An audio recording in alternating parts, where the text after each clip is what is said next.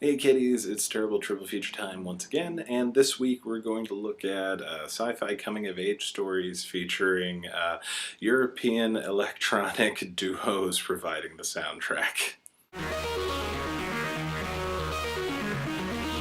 That's right, these are all sci-fi movies, predominantly European? No. Well, two-thirds. And but all of them feature very famous electronic music duos providing the soundtrack. Some of them for the first time ever, and with really great results. The music in these movies are really, really good. So our menu is going to include Hanna, Attack the Block, and Tron Legacy. Hanna is Joe Wright's coming-of-age story with sci-fi elements featuring Saoirse Ronan as the titular Hanna.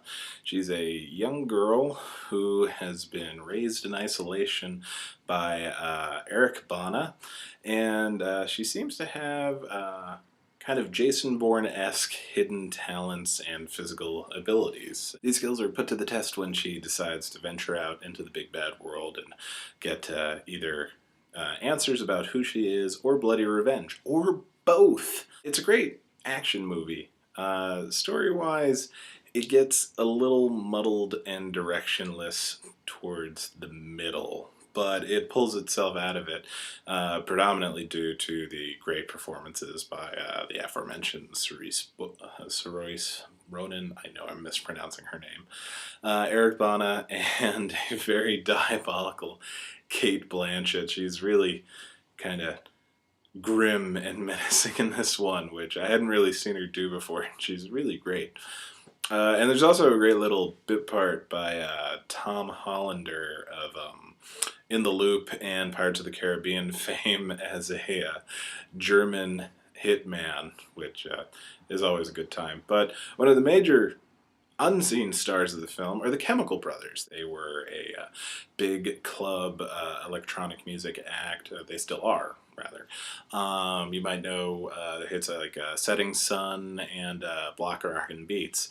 And they provide a very eclectic soundtrack to Hanna that can go from fairy tale, young girlish type of music to really bass heavy, getting some nasty shit done type of music. I especially love the music that plays during the shipping container sequence, which is also one of my favorite sequences. There's a lot of really great action in it, and there's not necessarily a bad part in the film, but I would say it's the weakest of the three because it has trouble maintaining a consistent tone and plot. There's a bunch of twists and turns that aren't necessarily needed for the story, but they're there, and again, it's not bad. And the actual details of the plot aren't really the focus. The focus is Hanna and her becoming a woman, and there's a lot of really great metaphors and fairy tale imagery with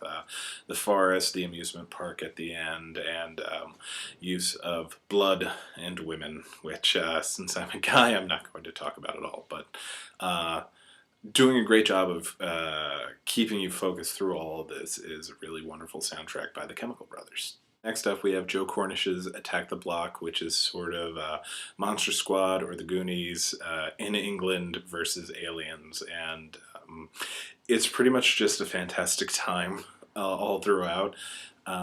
It's set basically in the projects of London, and a bunch of kids are the only ones that realize that an alien invasion is happening on Bonfire Night, which is a night of a lot of fireworks. And so the aliens are coming down while fireworks are going up, so nobody's really noticing anything that's going on. As a result, all of these kids have to grow the hell up really quick and stop all of these aliens from destroying their home, the titular block. The kids are led by Badass Moses. You've probably, if you're on Tumblr, you've seen little gifs of him running around with the sword away from all of the monsters, and really great. I had included this movie a couple years ago and during Black Awesomeness Month, which is coming up this next week, for the This Is the Thanks I Get triple feature with Night of the Living Dead and something else I'll remember.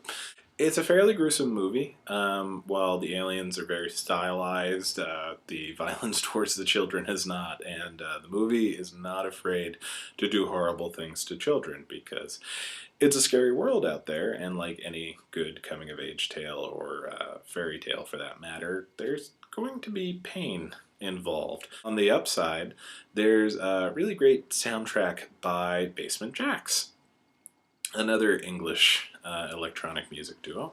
They gave us the hit Where's Your Head At with one of the creepiest music videos I've ever seen. And really good. Usually does not leave my MP3 player.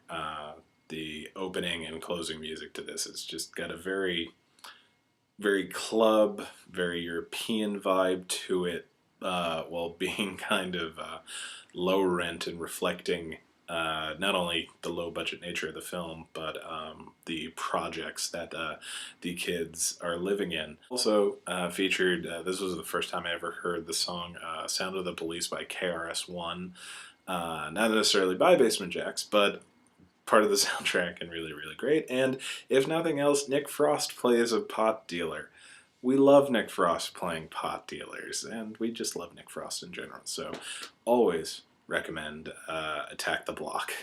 Finally, we have Tron Legacy, which plays less like an actual sequel to the original Tron and more like an extended music video for a Daft Punk album, not unlike Interstellar 5555.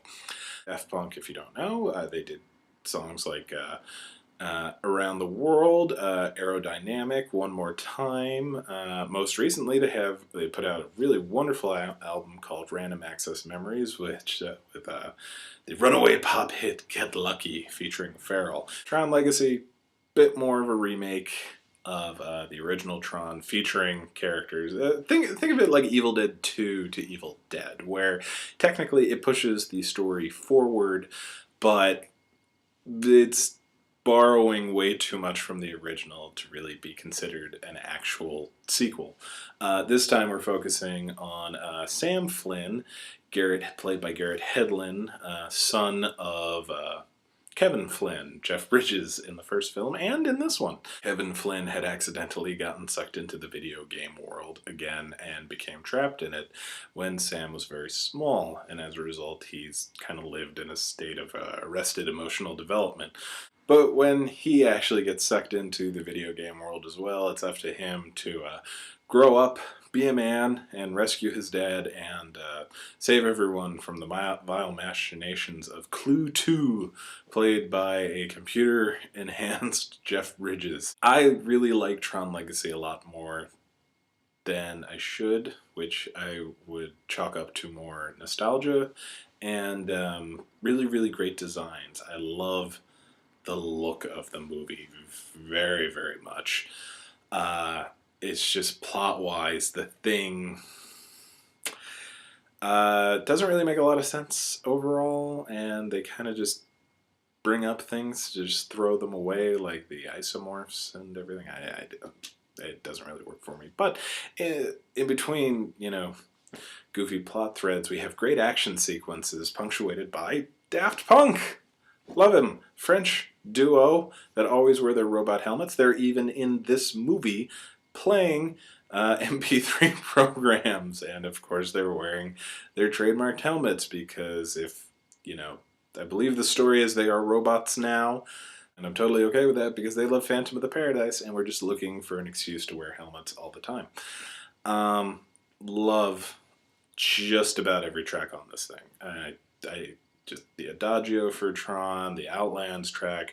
Derezed is going to make the greatest trailer music for a Flash movie that's never going to get made. The Rinsler theme, the Clue theme, just every bit of music in this is wonderful. And if for no other reason, that makes me love Tron Legacy just forever, even though it didn't live up to the expectations I had for a sequel to a movie I adored as a child.